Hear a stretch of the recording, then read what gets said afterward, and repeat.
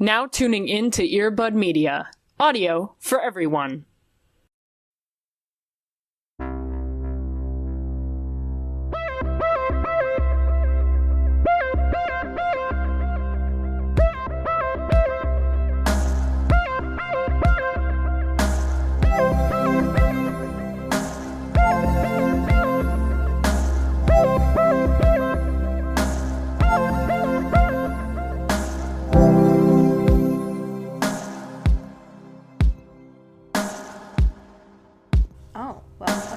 I'm recording too. Damn. Whoa. Fucking brag about it. Stay tuned for our dance-off via audio. Whoa. Step up 70. My bones hurt.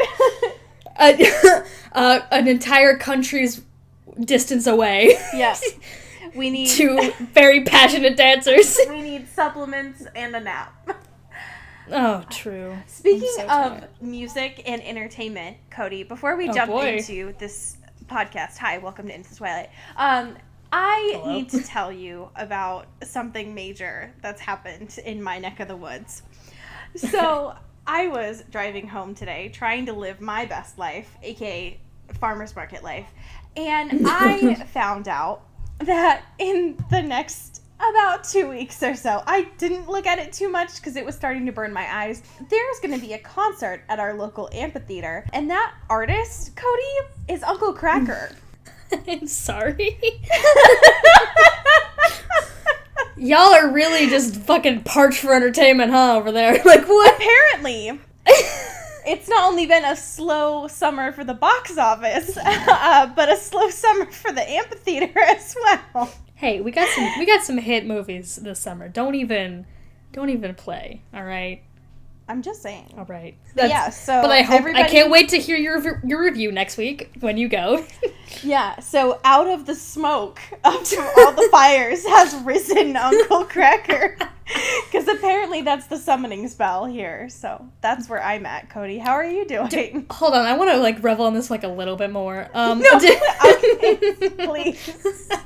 I'm trying to get past it. I just needed to share with somebody. Do you think there are people listening who have no idea who Uncle Kracker is? What? Do you think that's a possibility? I just No. Do you think though? It could. So then I'm going to need about 3 words or 3 phrases to describe Uncle Kracker from you. Or 3 short phrases. Oh no. I'm looking at him right now and he looks very sad. Oh, he's so sad. This looks like, wow. All I can think about now is I'm singing Follow Me in my head right now. And that's fucked up because that song came out in 2000. I remember Kindergarten Me bopping to that song. And I hate that. I just like to, all right. So there's a genres category under his Google. Oh, and no. I'll just give you a couple of the genres that his music lies under. Country rock, country pop, crossover, rap rock. So no.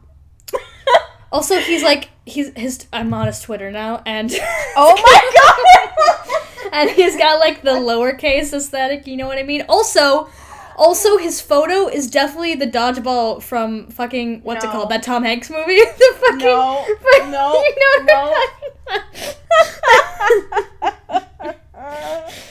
No. And hi, welcome to Into the Kracker, where we dissect white masculinity and country pop crossover. I just want to give you his bio real quick. Please give me everything. Fuck Twilight. I need to know. His bio is, you can save the planet, I'll save your seat, which I don't really know what exactly that means.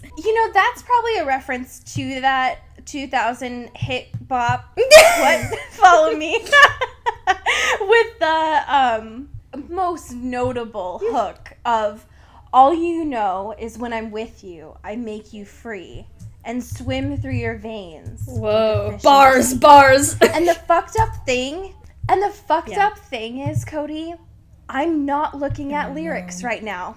Oh no. And I hate that because I just knew that. Also, I just thought real quick that his location is just wherever I go is where I am. Oh my fucking God.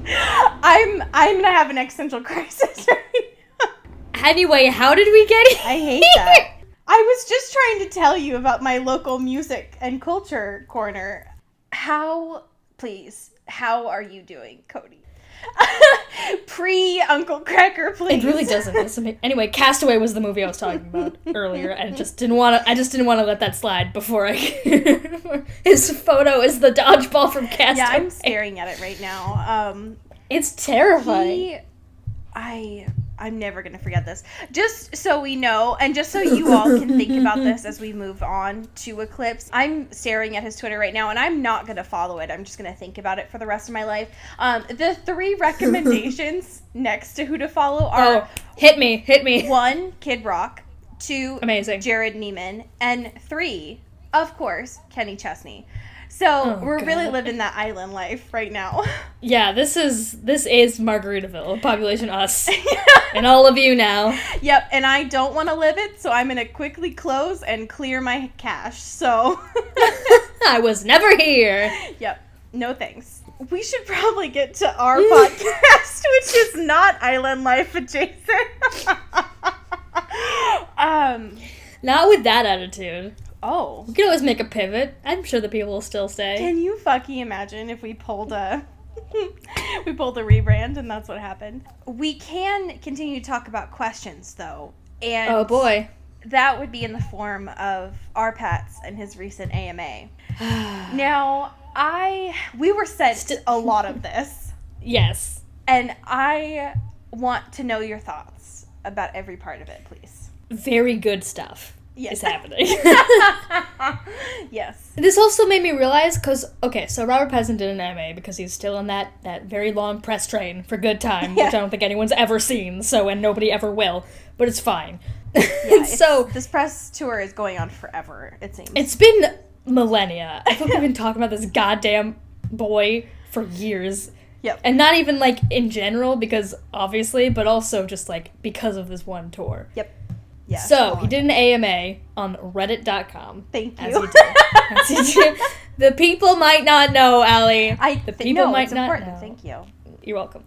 So, he did, which is, it made me realize that he is also an internet cryptid. He is. And, does not do social media. I was aware that Case 2, wasn't on anything, and just was kind of, only existed in photos and, films, and that was pretty much it. Yep. But also, that is the same with Robert Pattinson, which is fucking buck wild. Yep. Because one of the questions somebody asked him was, do you ever think about joining social media? And he says, only in dark moments. Which, is a mood. Yep. For sure. Yeah, so if we needed to tag ourselves as one of these questions, I am definitely Cryptid Man 117. Oh my god. Who asks, how many mosquito bites did you get during filming The Lost City of Z? And our Pats responds, I didn't get bitten by them. Blood too toxic. Which, listen. That's some blood too right toxic. there. I would say, if I were to tag myself, it would be account deleted. Robert, what's your go-to drink at a bar? And him just saying rosé, which is just very, a whole package is very good. But can we talk about the fact that it doesn't have the accent mark? Yeah, no, it's just rose. Rose. It's just rose. Yeah, it's a lot of layers. It's a lot of layers to this one. It's so nuanced. I love it so very much. Good.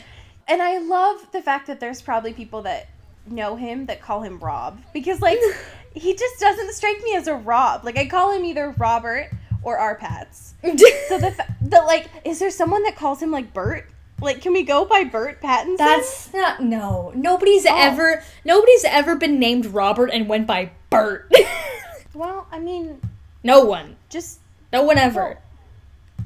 No one. Hey, just think about it. I've thought enough.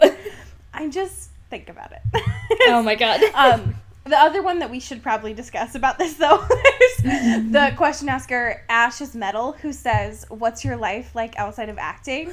and amazing Bert Pattinson responses, sucks. Which, amazing. Huge mood. Not Not capitalized, no punctuation, just sucks. And not even grammatically correct in terms of the question. No. Definitely not. Sucks. Like, is he responding to the question itself, or is he just saying, like, hey, Ash, your question, it sucks? Hey, Ash? We'll never know. Sucks. Yep. So it's good. Thank you so much. I'm glad that exists. Also, if you try to fucking pull this shit where you call him Bert Pattinson for the rest of this podcast, we can't be friends anymore. I will not allow this. I will not allow this. All I'm imagining is when you're editing this, you're just, like, bleeping it out. Like, it's profanity. Like, it's just, like, explicit Pattinson. Just, like, beep Pattinson. Oh, my gosh. Okay, so we did get a question from one of our lovely patrons. Shouts out. Very important things. This question... Is it from someone that we could say their name? It is. It's from our Rachel. Hey. So, very important. Thank you so much, Rachel. Rachel. Shouts out. Our Rachel asks, if Bella was gay / pan, etc., what do we think would be, or who do we think would be the best romantic partner for her in the series? Oh, God. I wish I had, like, a year to, like, really think about this. Really just, like, write it out. Like, the fucked up thing is, Cody, it's been almost a year. I don't... Oh, stop. I'm just saying. So I was thinking about this. Yeah. Because we've had a little bit of time to mull over this question. And my, like, first response was, like, literally anybody other than Edward. Yep. The dudes in her life. Yeah, I mean, the first response that I had is a character that we haven't gotten to yet. Whoa. Is Edith Cullen, who is from Life and Death. Oh, word. Okay, I got you. I was gonna say, I'm like, is there another fucking Cullen that we just didn't know about for 3 years of this book series? Plot twist, yes. Because that's one of the more popular ships within the community. And I just think that it's pretty. All the gift sets are very pretty. Sure. And, like, she already loves Edward, so, like, it's an easy jump, you know? Right, exactly. But there's a lot of good ships, right? Like, Rosalie, great. Very good. Leah, great. Ooh. Jessica. Hello. Hi. Yes. There's so many great ones here. The other thing, too, is, like, as we've discussed here before, Bella could be bi, pan, etc., whatever she wants, and still choose Edward. Yeah. I just don't necessarily think that he's the best romantic partner for her. Yeah. So, but I don't know. What are your thoughts? I didn't even consider Rosalie, but as soon as you said it, I'm like, I am interested. I am into it. Maybe it's because of my old, like, Hermione loving self is, like, coming back, and it's like, you want the people who hate each other to love each other. Right? But, because that's always a good time. That's true. But yeah, I dig that. I think Jessica was, like, the first person that popped in my head, just because, like, they're very good friends, and, like, Jessica's obviously bi. Like, it's just, like, there's not even a question. Literally. There's not even a question. But yeah. What about Angela? And Angela was also, Angela's the second person to come up for me, because I think... Soft and pure and quiet. Pure. And, like, if only we got to hear from her more, because she's great. Truly. Yep. Like, all of them would be good. Absolutely. Literally anyone else besides the garbage boys in her life. Anyone else. You know what? Yeah. I want Bella to be with herself and learn how to fucking masturbate and just, like, have a great time and, like, just not need anyone. You know what I mean? Yeah. That would be my ideal situation. Yes, I agree. It's my OTP. Bella and a good sex toy. Yeah. Yeah, that sounds like a great plan. Very good. Speaking of that, we should probably get to chapter 27, which is aptly titled Needs. So, great. Perfect. Thank you for that segue. I think that's... Thank you. Perfect. The past couple of weeks have been the worst, TM. Yeah. This one isn't as bad? No. Question mark? It's still bad. It wasn't bad in the sense of, like, oh man, all of these characters are acting very shittily and, like, in, like, not even defensible stuff.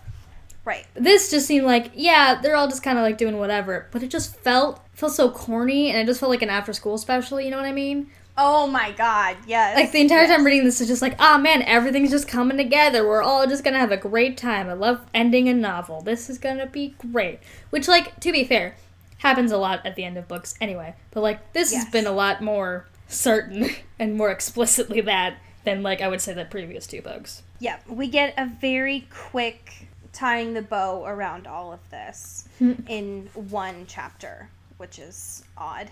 Where we left off last week, Bella had kind of broken up with Jacob again, and she was like, yeah, this seems like a good idea, but I'm probably going to be fucked up and emotionally scarred after this. Yep. And so that's where this, of course, starts out with. Sometimes I just want to pluck Bella out of this and just hug her a little bit, especially during the times when she is struggling and having an emotional crisis while driving. 1, because not good for her, but also not good for the city around her. Definitely not. Yeah. So she's breaking down, understandably so, and just decides, like, oh, hey, probably a good idea to pull off the road and take care of myself here. Yeah. Which, of course, leads to Alice finding out, cue Edward, and now he's in the truck. The thing about the first half of this chapter, I would say, is it's a lot of just Bella having a crisis and Edward being like, huh, okay. And we don't really get anything other than that. Yeah, that's pretty much it. Yeah, so she's just, like, breaking down, and she's finally like, all right, I need to pull myself together. And Edward's like, Are you sure? I don't know. Are you sure? How do I respond to anything that's happening right now? I don't... Yeah, it's like that, I don't even remember. I think it's from 30 Rock, where Tina Fey is, like, tapping someone with a broom to try and... Oh, yes. That's exactly what this is. Yeah. It's like, they're there. Which is also how I feel comforting literally anyone. I'm just like, I don't know. I'm sorry. Yep. So she's finally pulled herself together enough, anyways, to go into the house and see Charlie. Because, of course, like, her breakdown stopped just enough for her to be like, oh, yes, there's another man in my life who needs my attention. Oh, God. Bella. Just, my love. Can you worry about yourself for a goddamn second? Yeah. Please. So, of course, she goes in and, like, doesn't say hi to Charlie, just goes to the stairs as if that's not gonna catch his attention. Right.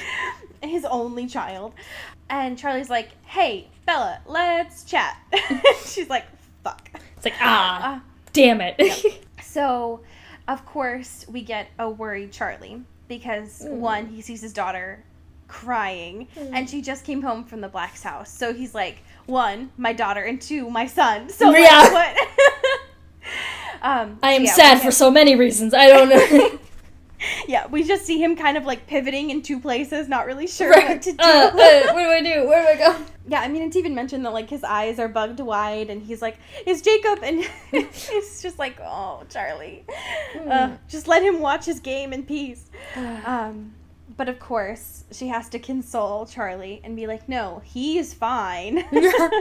Physically, anyway. Hey. I'm doing it all, like, melodramatically, but whatever. It's okay. So she tries to get out of the conversation as quickly as possible so she can go upstairs and continue this grieving process. Now, the one thing I wanted to mention is before she can get upstairs, Charlie's attitude kind of changed a little bit. Bella mentions that she had to have this conversation with Jacob, and she doesn't really spell out what's happening. She just kind of says, like, that she had to talk with Jacob about some things that were hard. And instantly, Charlie gets quite defensive about that. And the one thing that I wanted to bring up to you, because I don't know that we've touched on this before, is Charlie usually gets quite defensive about Jacob. Yeah. Understandably so. He's known Billy for a long time. He kind of sees him as, like, a surrogate son and stuff. But within this conversation in particular, it kind of struck me as I was wondering if he was projecting his feelings about Renee leaving onto the relationship between Jacob and Bella. That's really interesting. Like, it's kind of hard not to do that. Like, you could see that he was definitely projecting that with, like, her relationship with Edward, for sure. And being this him, like, he left you, like, that was really shitty. And, like, people are shitty, but also just didn't really have the language or the means to also, like, assist her or, like, comfort her, because I don't even think he really resolved any of that enough to, like, also help his daughter who was going through something similar. Right. Well, there was one thing that he says about, like, I hope you didn't mess up his recovery. Mm-hmm. And when I instantly read that, I was like, Charlie, what the fuck? Right. Like, your daughter is here, and she's obviously distressed. Yeah. And it just seemed very insensitive for him to say that. And then, so I started to think about it, and I was like, well, he's probably seeing this as himself, right? Right. Using Jacob's pain as his pain. And so he's having to deal with his daughter standing here, but he's not really seeing Bella. He's kind of seeing Renee and that callousness. And seeing it as that made me a little bit more, I don't know, relaxed towards his emotions. Or I guess not relaxed, but a little bit more understanding, I guess I would say. Sure, yeah. But it still kind of seemed, I don't know, weird that he wouldn't be like, are you okay? But I don't know. It's like, yeah, I hope you being there and doing whatever you didn't make his body heal worse. Like, yeah, Charlie, yeah, I just fucked his whole thing up. Yep. You got it. Yeah. Maybe if you were snapping some bones. Maybe if you were actually listening to your Dr. Fuckboy, you would actually know that's not how any of this works. But you know what, Charlie? Yeah, tell me. Just let me know. Just Yeah. The one thing too is Bella does mention that nothing scares Charlie more than tears. Like, this rough and tough policeman isn't scared by tears, so maybe he was just trying to end the conversation quickly. Yeah. It's very interesting to me. Anyways, she goes upstairs and continues this breakdown. Now, Edward is there, of course, and he's trying to help, but is still also kind of doing this broom thing. It's like a 10-foot long broom. He's like, they're there. It's like back in the Twilight movie where he, like, slams himself back onto the wall. Like, he's trying to stay as far away as possible. Now, Bella mentions that this is terrible and the worst thing. But she makes a point to say that it was not the worst night of her life. And she takes, like, comfort in that. Mm-hmm. Which, Bella, babe, I just, Now, she's trying to relive all of this and, like, grieve and stuff, whatever. I guess the important thing, too, and I don't think that we mentioned this either, there were a couple of chapters ago when Bella started to describe Edward and Jacob as magnets, and it was very Stephanie. Like, it was a very Stephanie-like simile of her trying to fit these two pieces together that once they got close, they were starting to deteriorate. Like, we get it, Steph. I got it, actually. I got it. You don't really need to break this one down for me. Thank you, though. Yeah. Thank you so much. Bella brings that up again here, where she is like, I actually got the idea of the magnets all wrong. It wasn't trying to put Edward and Jacob together. It was trying to put Edward's idea of Bella and Jacob's idea of Bella together. It's like, babe. Yeah. Girl, come on. Are you serious? Are you fucking kidding me? There's just like a Bella for Edward, and there's like a Bella for Jacob, you know what I mean? And they like shouldn't have been both alive at the same time, and it was so stupid of me for trying to honestly, I've had it. I've had it. I'm fucking over it. I'm so glad that we're almost done with this. Now, the nice thing... You are a multifaceted human being. I'm sorry. I can't believe you were... Like, no, I agree. Go on. There's, like, an Edward Bella. There's a Jacob Bella. Actually, no. There's just you and your relationships with people. It's not like, oh, man, when I'm with this person, I'm a totally different person. And, like, when I'm with this person, I'm also a totally different person. And it's, like, crazy. Like, what? They should not both be alive. It's like, actually, no. You could just be Bella. Our new merch. I'm over. Just the whole rant. Just be Yeah, it's just a t-shirt, and on the back of the t-shirt is Cody's whole rant right there. Just every expletive I've ever said on this podcast. Just like... I'm over it. Like, in big letters. So, Bella basically cries herself to the point of being so exhausted that she passes out. Which, mood. Like, mood. We're so fucked up. It's so bad. Anyway, so she wakes up and she's like oh shit, Edward's been here this whole time. So she wakes up and she looks at him and she's like, hey, and just like finger guns. And he's just like, no. So she's like, no, I'm totally fine. That won't happen again. And he's still not saying anything to her. And she's like, yeah, I'm sorry that you had to see that. That wasn't fair to you. Which, like, Bella, you don't need to apologize. Edward, of course, justifiably, like, freaked out this whole time. Because there's nothing that he can do, right? Especially, like, and that's totally understandable for most things, right? Like, you just need to let this person grieve. Right. But he does ask, like, if it hurts you so much, how can it possibly be the right thing for you? Which, like, that's an understandable question for Edward to ask. Like, that is very fair. Yeah. Especially if it's something that's going to last forever. So, literally. Like, he kind of wants to make sure that she's sure, all right? Literally, like, until the end of time. And it's like, yikes. So, Bella responds essentially with saying, quote, I have to be with you. It's the only way I can live. Now, here's the thing. Here we go. When you're 13, whereabouts, when you're a youth, these words sound like bagels, right? Please go on. If anyone said that to me right now, I would run away. Like, that to me does not sound like a healthy partnership.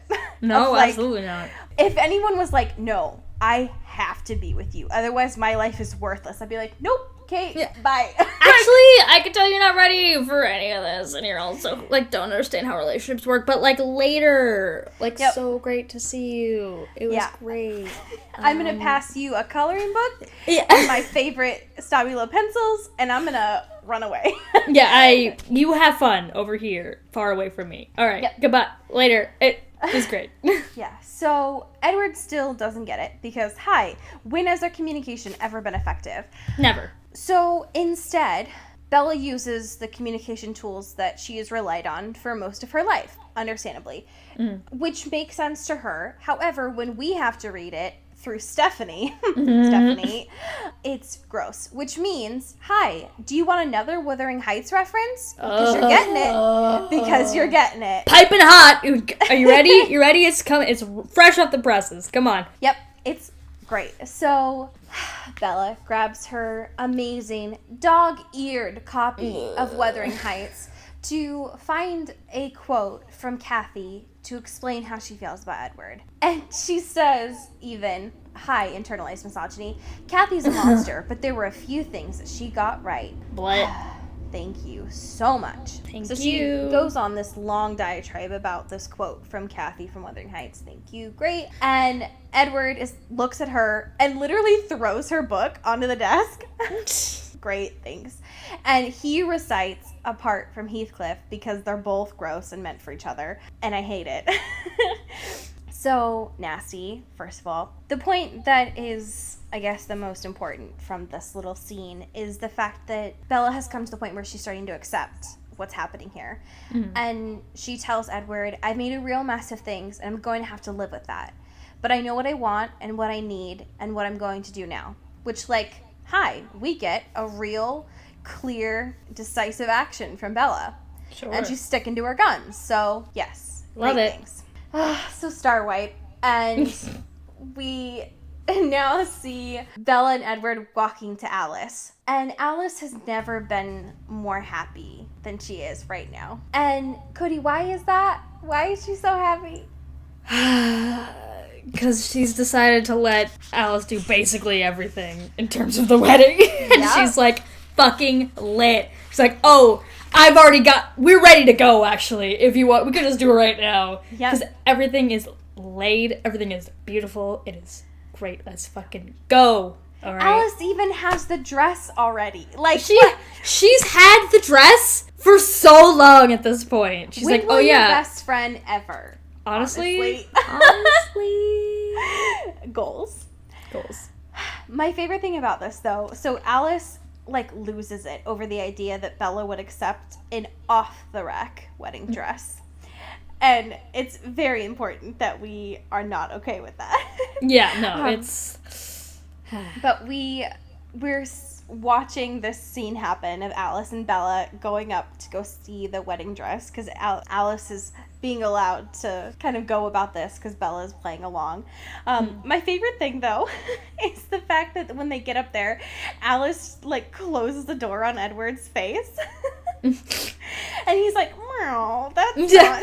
No boys allowed, bye! So, like, traditional and gross. A blushing bride. Literally. Yeah, it's not for Bella's sake. It's literally Absolutely just not. to keep the traditions alive for Edward. Yeah. So, we don't really get a full description of the dress because Stephanie's all about the drama. Yeah, she really just is making us wait for it. Yeah. But my favorite thing about this, though, is the fact that Bella doesn't really let on how she feels about the dress. She, like, makes Alice kind of fight for it, which I thought was cute. But the dress, y'all, it's Anne of Green Gables again. It's just, oh, God. Category is Anne of Green Gables fantasy. Yep, so we know what kind of role play they're doing in bed, y'all. What? And I didn't want to know, but now we know. What? It's that 1918 good shit right there. That aged fantasy. Ooh, that age porn. Ooh. Oh, no. Like a fine wine. Like a fine wine. Like them dusty bones there. What?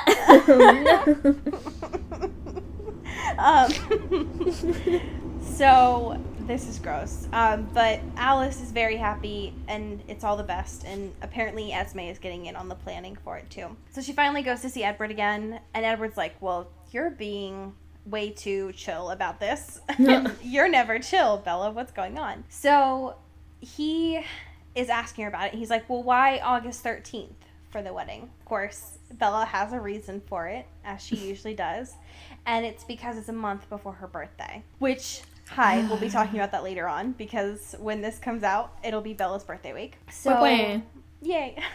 The important thing about this, though, is when she tells Edward that she's, quote, chosen her life, and now she wants to start living it, which is like a decisive statement from Bella that he is starting to respect. The weird thing about this, though, is Bella's being very set. She's telling Edward, like, "I want to have this wedding now because I want to see my dad walk me down the aisle. I want to say goodbye to Renee. Like, I want my friends to see me happy.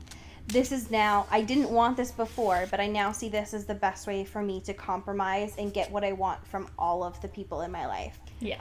And Edward's response is to not accept that.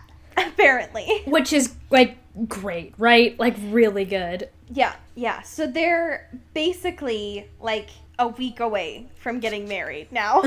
And he's like, "Deal's off."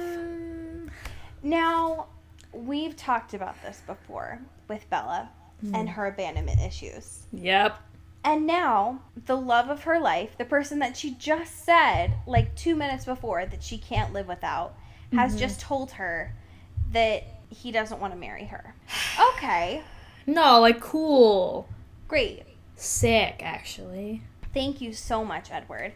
And now he goes on this long thing, being like, "I see what you're doing. You're trying to make everybody else happy, but I only want you to be happy. Like, I'll make sure that Alice doesn't feel bad, and she won't make you feel bad about this." And he goes on, like, this whole thing about, like, "I've tried so hard to make you happy, and it's all gone wrong. I don't trust myself anymore. I want you to have your own happiness and do it your way, because my way's always wrong." And it just, like, it comes off so gross. Yeah. And very... And also he's acting like such a martyr, too. Yeah. Being like, "Oh, man, you know what? I know that you're trying to do this for me, but, like, what if I just dipped? You know, like, you don't have to do this for me. You can do whatever. You do how you want to. Don't even, I've just been pressuring you. Bye-bye." And it's like, no, actually, no. Hey, remember, Bella, when your worst day of your life was when I left you? What if I just put that fear back into you? What right if now? I just make you question everything again? That'd be, like, so cool, like, good for our relationship. Yep. So he has theoretically put this deal off. He's gonna keep his side of it, but she doesn't have to hold up her side of the bargain, which was getting married. And now, in addition to kind of putting her on an emotional roller coaster, he's now putting her on a physical roller coaster by tempting her with that good D. Now, I would have been happier if it wasn't as gross. I would have been so much happier. She's been working for this for years. Like, she's been years. Like, she's been looking for that dick and trying to get that dick, like, so long. And I saw it happen, and I was like, yes, this is it. This is it. This is gonna be it, and I can't wait. And then it wasn't, and I was sad. But also, it was just really gross, like, diversion. You know, like, we've talked about this before, but, like, when people, like, kiss people to make them stop talking, it was very much in that same vein, and how that's lit. So. Yeah. Bella's been on the longest consensual con fucking forever. Literally! And now, he throws himself at her. Like, Edward, the blushing bride, is now playing this act of, like, well, what if I just show her a little hip right now? Like, what if I just kiss her neck a little bit? What'll happen? Fucking even though I Bella know what'll fucking happen. Swan pretended to be this blushing virgin for their entire relationship, just in the and even accepted a proposal in order to get this man's dick. Yep. And he just decided to, like, do a little, just like, I'm sorry. Yep. I'm furious. I'm livid. She deserves that good dick. She deserves it. Yeah, and so he teases her, basically, with this, right? To try and see if she'll lean in to this, right? And kind of, like, forget her side of, like, being all noble and doing it for everybody else. And she even tells him, right, like, Edward, this is very important to me. I'm going to do this right. And he's like, whose definition of right? And she's like, mine. It's like, motherfucker, I swear to God. But he's still like, like, what if we just... And she tells him several times throughout this, like, chill, I don't want to do this right now. And he's like, but what if we just... And she's like, hey, like, you know how much I want this right now. Like, don't do this. Don't even play me right now. And he's still like... But what if we just... And it's like, God damn it, Edward. Shut up. Hey, shush. Like, shush all of it right now. Yeah. So, anyway, Edward finally lets go of this con because we all know who's the blushing bride here. And there was only so much that he could pretend to do before he ran out of tricks from the book he bought, probably. Yeah. How to have sex with someone and pretend like you know what you're doing. Yep. Honestly. So Bella finally tells him, like, your soul's too important for me to kind of take chances with. Like, you're not going to budge me on this. Anyway, it's fine. Of course, they've been in the meadow the whole time. I don't think that we mentioned that. It doesn't matter. No. It starts to rain, though. Thanks, Stephanie. And they decide to go home. But before they can do that, Bella decides that they should do something a little bit more dangerous. Ooh. AKA, she wants to go tell Charlie that she's engaged. And she says... to Edward, it's a good thing you're bulletproof.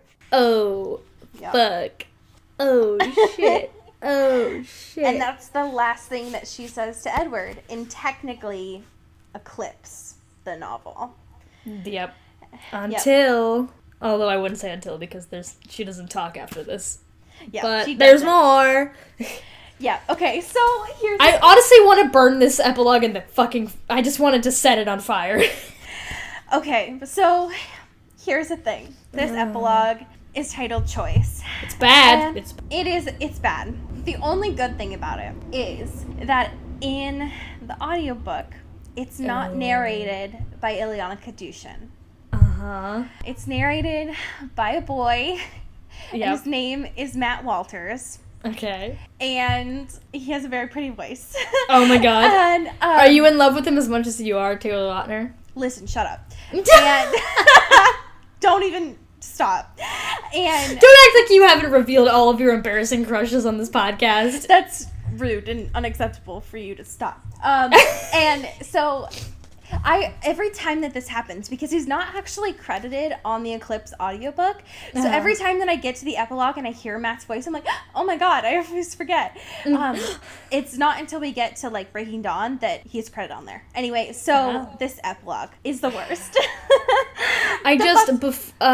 So it's like, it's through Jacob's perspective, which nobody asked for. Literally nobody asked for this. I asked, but I didn't. Nobody asked for this. I didn't ask for this kind. No. But, like, so it says, like, epilogue choice. Underneath that, it says Jacob Black in, like, bold black and capital letters. Yeah. And then it goes into the epilogue. Which is fucking wild. Like, why? If we could just, the first line is, Jacob, do you want to do this? And then it's like, I thought that, whatever, it's clearly a first person. What? Why? Why would you do that? I don't understand. Yeah. Boy. Listen, it's fucked up. I hate this. It's the worst. My problem is that it's Jacob, and being able to hear inside his voice is the reason why I love this character so much. The problem is that Stephanie writes him so bad. Yep. And this epilogue is the worst. So anyway, It leaves off, like, right after he's healed. So basically, I would say, I don't know, probably like a week after Bella's left or something. Sure. And it's this conversation between Leah and Jacob, right? And Leah is thoroughly done with Jake, as she should be, as anybody should be. Sure, yeah. And this is why I love Leah. She doesn't take any shit from Jake at any time. Nah. Like, even when he's being pissed and is like, jump off a cliff, Leah. Like, she's like, really, kid, we need to talk about how difficult this is for me. And I'm like, same. So they're having this conversation, and Leah's trying to relate with Jacob here because they're having a very similar life experience. It's just that Leah's already been through this. And Jacob is, like, still too raw, like, too in his emotions right now, like, too Drake right now. Yeah, oh, like, my God. He's such a Drake. Oh, my God. Why did we get this cultural touchdown sooner? Fuck. He is. Well, we're not... Listen, he's gonna be around for a while. We're not... I know. I'm just saying. He is. It makes everything make so much more sense. He's such a Drake. And so Leah's trying to relate with him, and Jacob's, like, way too in his feelings right now to deal with this. He even talks about how in the beginning of when she joined the pack, he used to think that Leah was pretty. Because... I don't know, because he's 14. Like, sure, I don't know. Yeah. But there's this part that I was curious about how you felt about this, too, when Leah is discussing Bella, and how she's talking about how she's having to grieve over, like, losing Bella, even though she doesn't care about Bella. Guys, Leah's gay. Leah loves Bella. Because she literally, unprovoked, and Stephanie did not need to write this, like, literally at all. She's like, the epilogue is not necessary. This all could have been in the garbage where it belongs. However, Leah fucking says, you got me thinking about this person that I don't even know, and I don't even care about, I don't care about, don't even fucking, I don't even care, shut up. I had a dream that I kissed her. What am I supposed to do with that information? I'm like, that doesn't happen, first of all. But it does if you're gay and you love Bella, so... I'm just saying. Nobody, like, through osmosis of listening to someone complain about a girl, goes ahead and has a dream about kissing that girl from your perspective. That's just not how any of that works. She's gay. Yeah. I'm just saying. The story would... Yeah, I mean, I think that's what Stephanie's saying, right? I mean, I hope so. Yeah, I think so. So, I just love Leah here when she's like, get over her already. She's going to marry that thing. And it's like, okay. It's just like, she even tells Jake, like, time to move on, boy. And it's like, damn. Like, whoa. Yikes. Whoa. Yeah. The other part that I wanted to mention, too, is the fact that Jake admits to the fact that they all apparently had crushes on Sam. Like, there's a part, too, where Jake says, where is it? How do you think the rest of us like looking at Sam through your eyes? It's bad enough that Emily has to deal with your fixation. She doesn't need us guys panting after him too. It's like, okay. All right. I'm just interested by the fact that Stephanie decided to put this epilogue in here. Anyway, Leah gets pissed and she leaves because Jacob was intentionally trying to annoy her so that she would leave him alone. Sure. And he's starting to get pissed because the words that she was saying actually started to bother him more than he wanted to admit. and he's thinking about Bella and her changing. Now, there's a lot of things that I don't like about this epilogue. I mean, Stephanie writing Jacob, I think, is done wrong here in so many ways. The one thing, though, is when Jacob is talking about his sling, he mentions that Charlie has spread the rumor that he was in a motorcycle accident. Okay, fine. So he's wearing a sling. However, Stephanie uses the R word here. Yep. And I literally don't understand what the point is. I don't get it. And when I had to, literally hear it used, I was like, what the fuck is happening right now? I don't get it.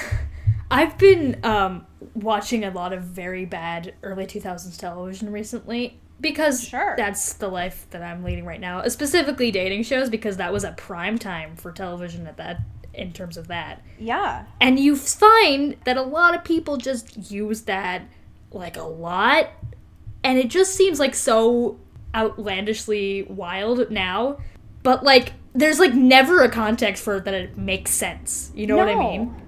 There's never been one there is oh, I totally get it. You should totally say that in your stand-up bit. You're totally. That, totally. There's never been a time. Never. Yeah, it took me by surprise here. Especially because, I'm working in SPED right now, which is, a special education classes. And so I was like, hey, sorry, what the fuck? Right. Do you think it's so jarring, always. No, that's not chill. No. Hey, whoa. Yeah. So that was just, I needed to talk about that. Anyway, Jacob goes back home, and he finds Billy being, overly casual, which means that something's wrong, which I think is adorable. They find that there is a wedding invitation for them, and that not only is there just a wedding invitation, but that there is a note addressed to Jacob in there as well.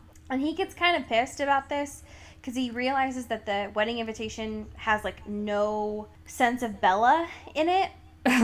Which, I mean, that's fair. It reminded me of back in, New Moon kind of thing of, he knows her taste, and none of that kind of screamed Bella. Yeah. It definitely screamed Alice, which makes sense. So I was curious how you felt about this note that Edward included for Jacob. The whole... Because earlier on, Bella had mentioned with the veto power thing for the guest list, she wasn't sure whether or not to actually invite Jacob. Mm-hmm. So the fact that we know now that Edward did this himself, I was curious what your thoughts were. I don't know, because I feel like it's impossible for either of them to be objective about this. Yeah. So, they neither know which is the best way or what Jacob would want. I mean, I suppose it would be nice to invite him and he just doesn't have to go. Not inviting him is a wild thing to do. Right. Yeah, this part isn't included in the movie, the letter specifically, but I do think that giving the choice is better than just, choosing for someone.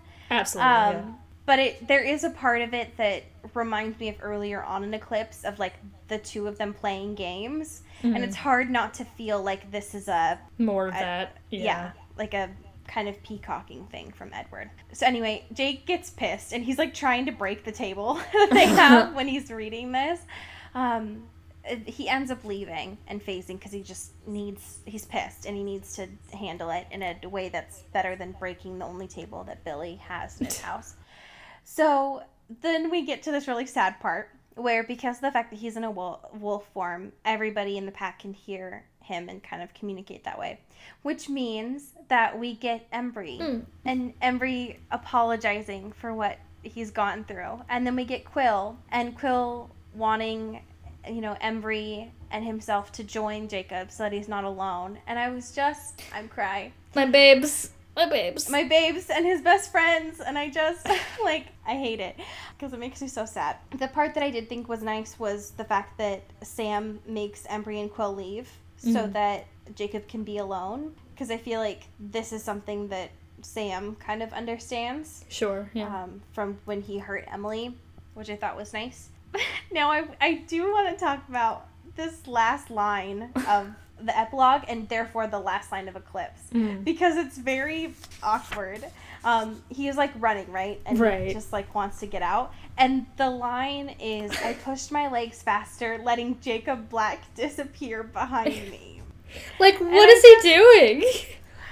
Why? I don't know. Where's he going? What happened to Jacob? Like, who is she? Literally, who is she? I don't know. But I'm thankful that Eclipse is finally done. Oh, God. We finally did it, boys. My least favorite of them. I'm proud of everyone involved. I'm glad we did it. We made it. We did it. Is it bad that when I say that, I'm like, Tracy, we made it? Like, hey! Oh, that's so cute. Very cute. So next week, we'll be reviewing the movie. Wow. Which means that we need to actually watch the movie. We do. We gotta do that. We're not over yet. Yeah, so we'll be live tweeting that on Tuesday, this Tuesday of the 12th, 10 p.m. Central Standard Time. Yeah, boy. Yes. Yeah, and we'll be using a hashtag for it. We'll put it on our Twitter for that. Wow. So happy to have that done. Do we have a fan fiction? We do. Before that, though, we need to shout out our patrons. We do. I always know that we have to do that, but I don't know how to really segue into that because I only know how to segue into the fanfiction thing. So I just like that the official thing is me messing it up and then you being like, no, wait, we have more things to do. Oh. I always just thought that was like your lead-in. No, I mean... it's fine. Teamwork makes the dream work. Let's talk about our lovely patrons, shall we? Yeah. So, Rachel Black and Jessica Stanley, our two Forks fam. Love of our lives. Make the dream work. Yes. I'm so glad that they're here. They're making it work for us, and we appreciate them dearly. Yeah, it's great. Yep. They are what has led to us doing our live stream this week. Hello. Which will be happening. One more reminder for that before we head into the fanfiction. That is happening on Thursday the 14th at 9 p.m. Central Standard Time. Okay. Perfect. Now, our fanfiction. Cody sent me this? Question mark? Cody, could you give me a little bit of background on the fanfiction I'm about to read? Yeah, so before recording, Allie and I were, shooting the shit, as we do.